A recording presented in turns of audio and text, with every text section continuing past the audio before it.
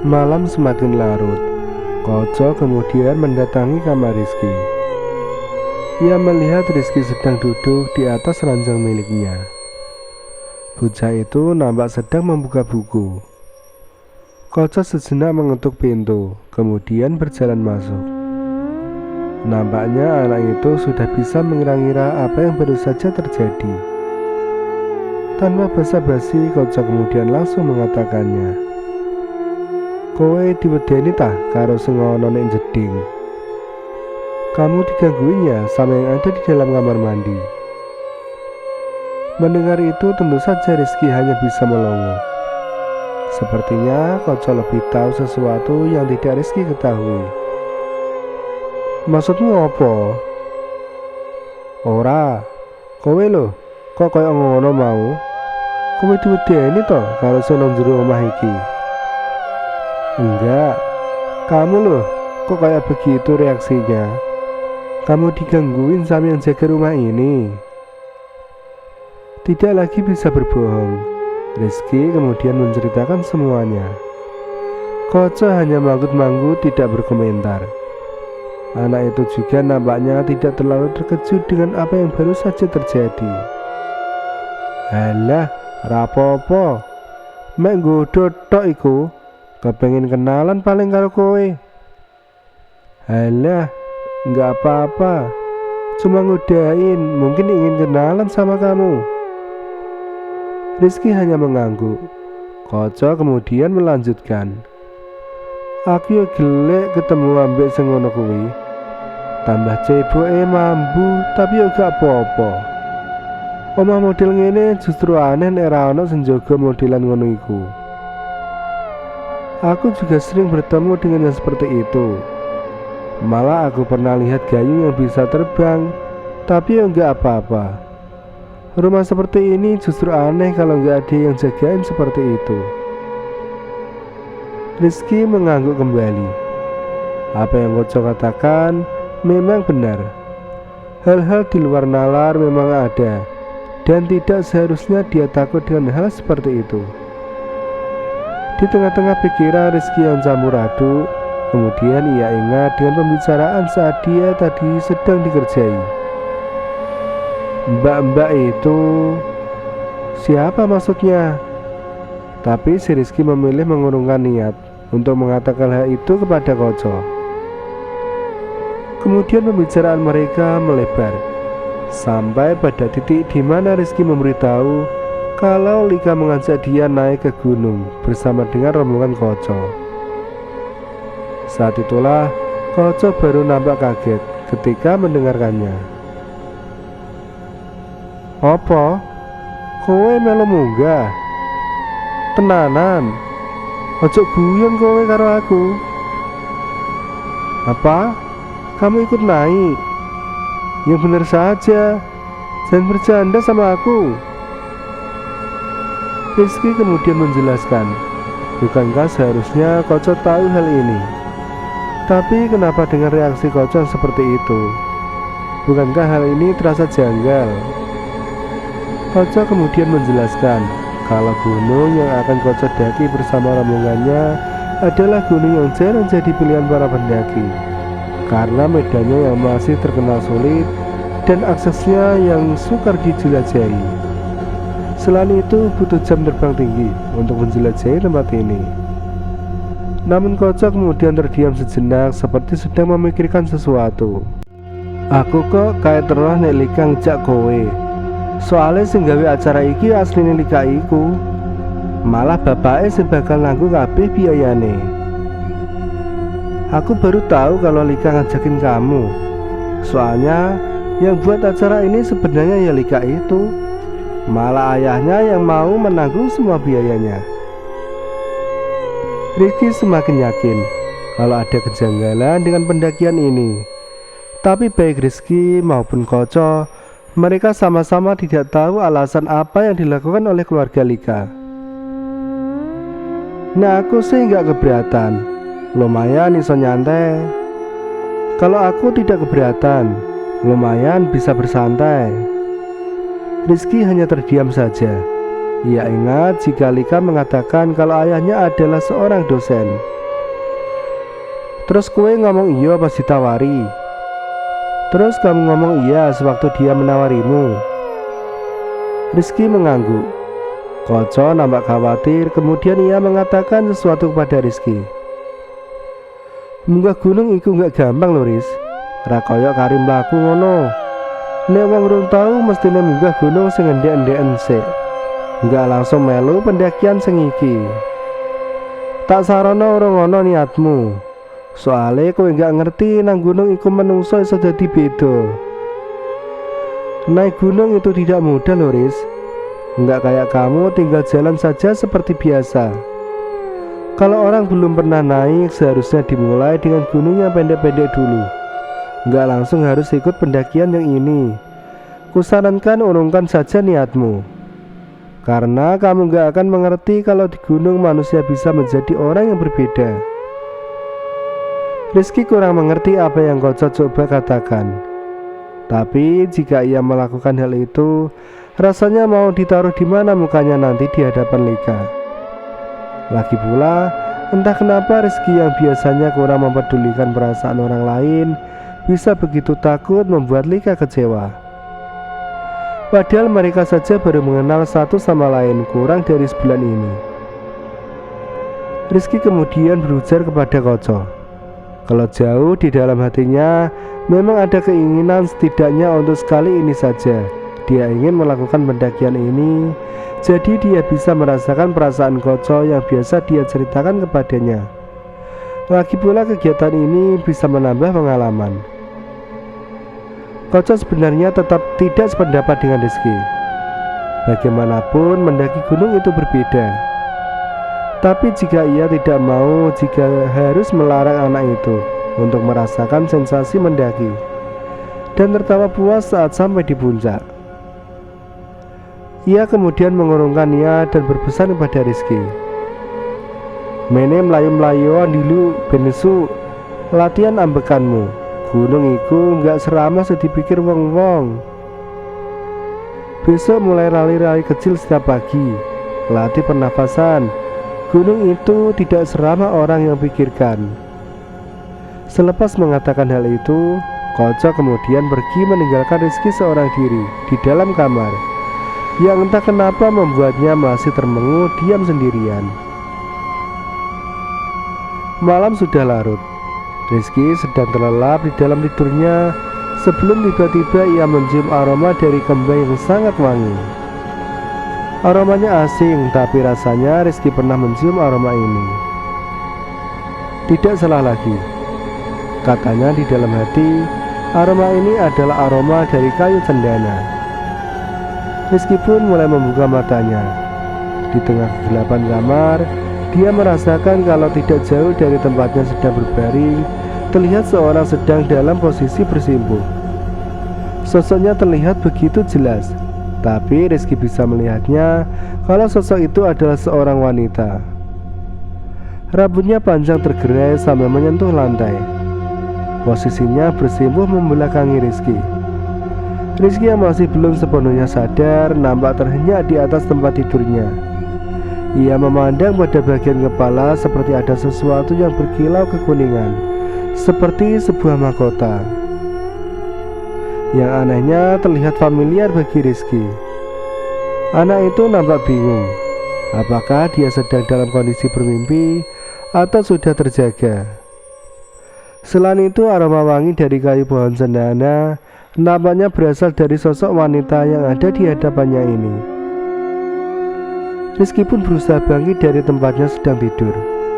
Tapi tiba-tiba sosok yang masih terlihat samar-samar itu berkata dengan suara yang sangat lembut, "Tetaplah di situ." Rizky menyadari mungkin sekarang dia dalam kondisi terjaga.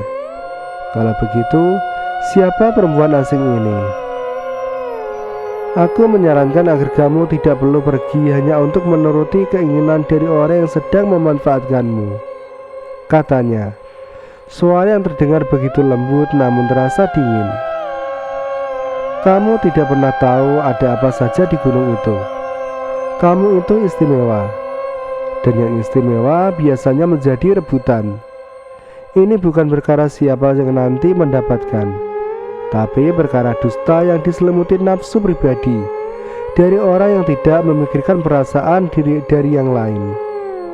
Urungkan ya, urungkan, urungkan, teriaknya dengan suara yang sangat tinggi.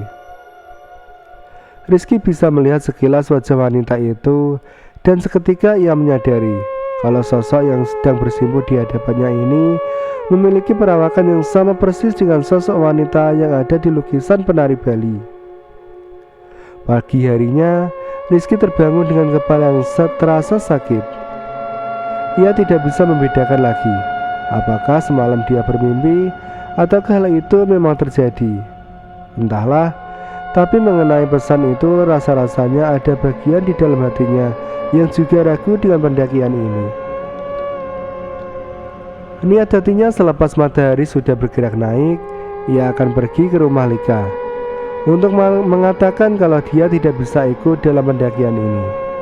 Semoga saja perempuan itu mengerti.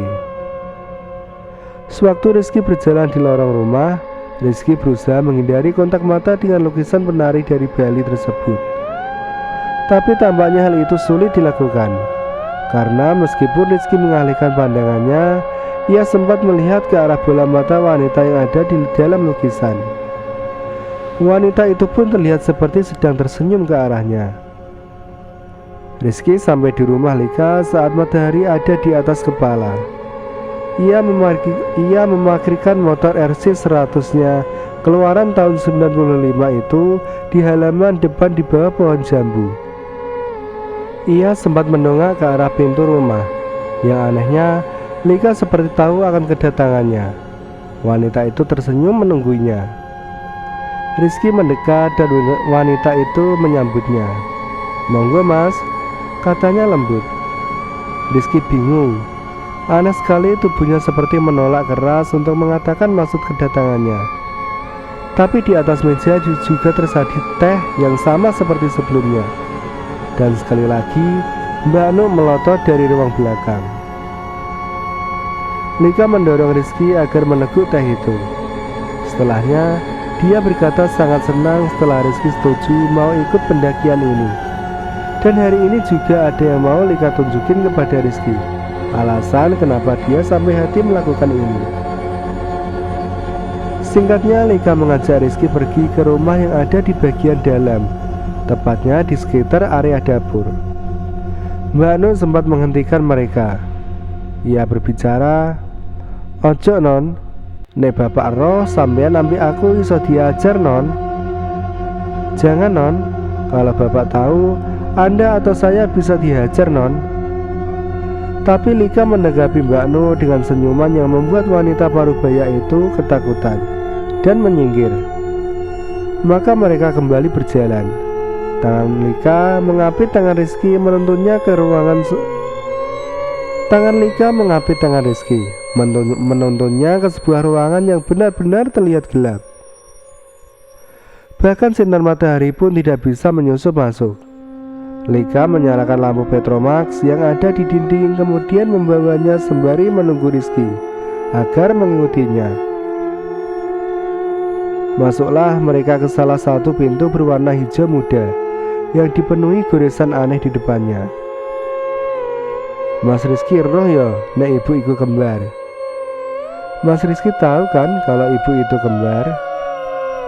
Rizky mengangguk sambil menahan hidungnya yang tiba-tiba mencium aroma yang busuknya setengah mati. Sampai Rizky merasa mual saat berada di dalam ruangan itu. Biasanya nek ana keturunan kembar, duwe anak si kembar sisan mas. Mas Rizky roh ambil info iki kan? Biasanya kalau ada keturunan yang kembar, punya anak yang kembar juga mas. Mas Rizky tahu kan mengenai info ini? Rizky hanya diam sembari menahan hidungnya. Rasanya dia pernah mendengar tentang hal ini. Tapi apa hubungannya dengan ini semua? Lika tersenyum di balik pendar cahaya lampu minyak yang dia bawa. Jujur, tiba-tiba Rizky merinding di depan anak ini. Lika menarik satu tangan Rizky memintanya mendekat ke bagian dalam kamar. Aroma busuk yang tidak bisa Rizky jelaskan membuat rasanya ingin berlari pergi, tapi tertahan saat Rizky melihat seonggok kain putih yang menutupi sesuatu di dalamnya. Rizky terdiam sejenak dalam hening. Lika kemudian menarik kain yang menutupinya. Di sana Rizky bisa melihat apa yang ada di dalamnya. Rupanya sosok yang nyaris sama persis dengan Lika, hanya saja kulitnya berwarna putih sangat-sangat pucat. Bagian hidungnya ditutupi oleh kapas, dan dia terbungkus dalam balutan kain kafan. Simba pernah mati suri kayak emas Rizky. Dia sudah dilarang naik ke gunung karena beliau itu memiliki aroma seperti kembang larut. Tapi Simba enggak mendengarkan kami waktu itu. Saat ini Simba ditemukan dalam kondisi begini. Sudah dilakukan apapun untuk mengembalikannya, tapi tidak ada yang berhasil. Sampai kami pernah mendengar kalau sukmanya masih tersesat di sana. Simba ngambil sesuatu di sana, masalahnya tidak ada dari kami yang bisa melihat di mana Simba berada. Cuma orang yang pernah mati suri yang bisa melihatnya. Karena itu saya butuh Mas Rizky buat menunjukkan jalannya nanti. Rizky yang mendengar itu sontak berjalan mundur menjauh dari Lika. Mati aku, katanya berujar lirih. Sejujurnya Rizky masih terlihat bingung. Dia tidak tahu harus merespon seperti apa. Tapi Lika nampaknya menunggu respon anak itu. Piye carane aku roh mbakmu? Aku lo gak ngerti apa-apa. Gimana caranya aku bisa tahu di mana mbakmu? Aku lo tidak tahu apa-apa. Semunggah engko ngomong sing bakal bantu awak dhewe, Mas. Engko ana aku sisan sing bakal ngancani kowe. Aku gak bakalan ninggalno jenengan. Mohon Mas Rizky purun bantu keluarganipun kula. Saken Mas, ibu wis gak ana. Bapak ben-bengi nangis terus, Mas. Yang mendaki nanti adalah orang-orang yang akan membantu kita, Mas.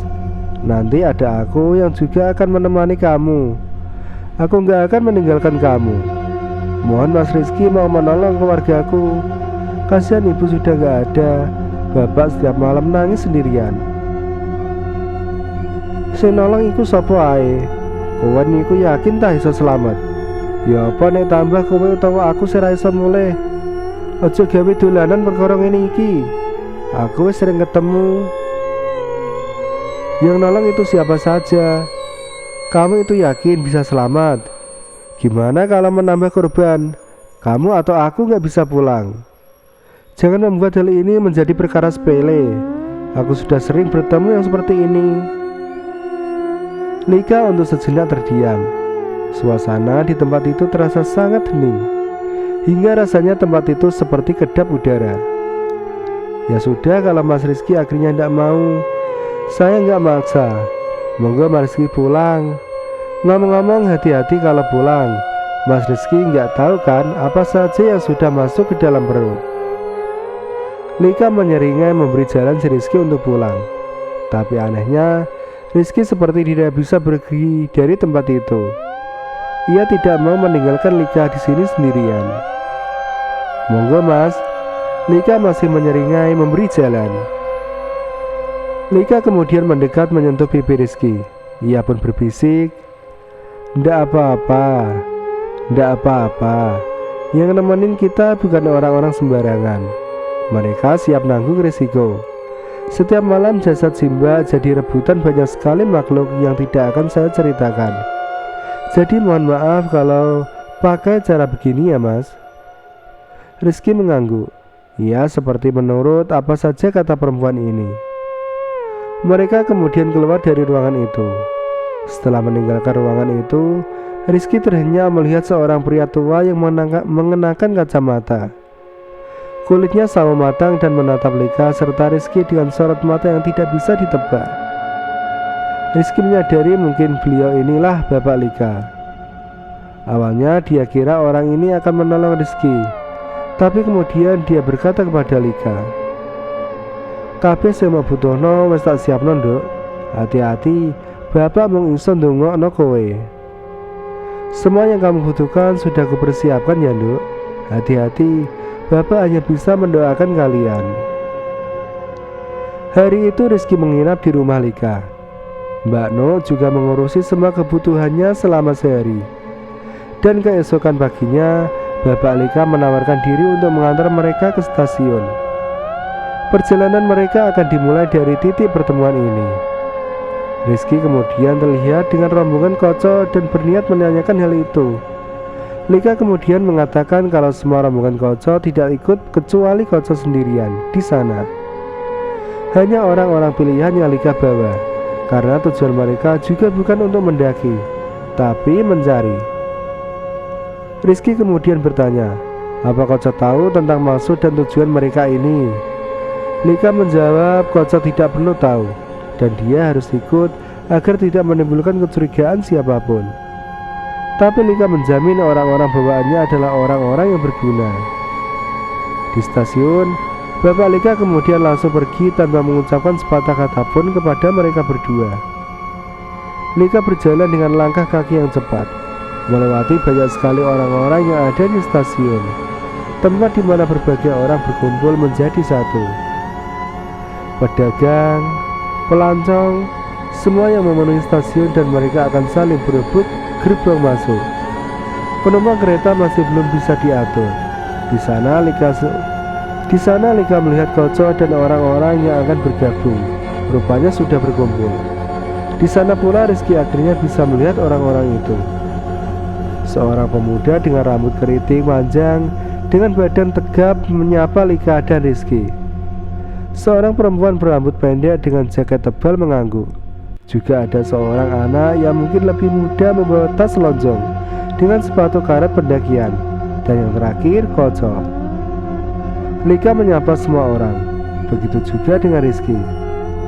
Setelah semua orang sudah berkumpul satu sama lain, mereka bergabung dengan orang-orang berebut satu sama lain untuk bisa ikut dan rombongan kereta ini. Dan siang itu mereka berangkat ke tempat tujuan terakhir, tempat di mana tragedi naas ini bermula. Dan disinilah awal tempat mereka semua berpijak.